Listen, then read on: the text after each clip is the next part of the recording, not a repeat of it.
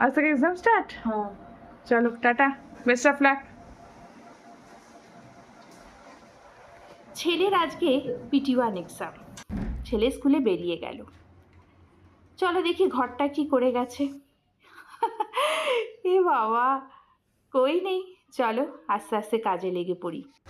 চলো আজকে তোমাদের সঙ্গে কিছু মনের কথা শেয়ার করব, যেগুলো কখনো না কখনো তোমরাও ভেবেছো, তোমাদের মনেও এসেছে।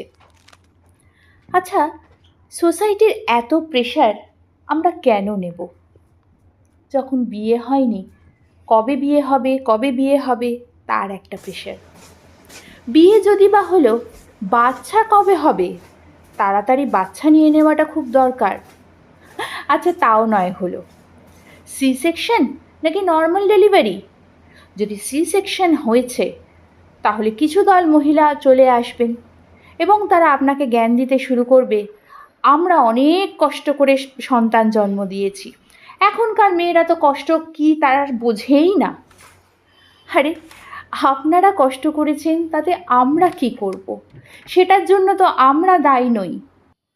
আপনাদের স্ট্রাগল আলাদা, আমাদের স্ট্রাগল আলাদা, সেটা তো মানবেন, সেটা তো বুঝতে হবে। সব থেকে বড় কথা, জাজ কেন করতে আসেন? আপনাদের লাইফ আপনাদের মতন, আমাদের লাইফ আমাদের মতন। সেটা যত তাড়াতাড়ি মানবেন, আপনারাও ভালো থাকবেন, আমরাও ভালো থাকব। পারফেক্ট লাইফ বলে কি কিছু হয়? কারোরই হয় না। আমরা প্রতিনিয়ত নতুন নতুন করে শিখি। জীবন প্রতিনিয়ত নতুন নতুন চ্যালেঞ্জ ছুড়ে দেয় আমাদের জন্য, আর সেই চ্যালেঞ্জগুলো একটা একটা করে পার করার নামই জীবন। কখনো ভালো, কখনো মন্দ, বিভিন্ন রকম মুহূর্তের সাক্ষী থাকি আমরা। সেখানে কে ভালো, কে মন্দ, কে কাজ করতে পারে, কে কাজ করতে পারে না, সেই বিচারগুলো করার আমি আপনি কে? আমাকে জাজ করার আগে একবার নিজে আয়নার সামনে দাঁড়ান।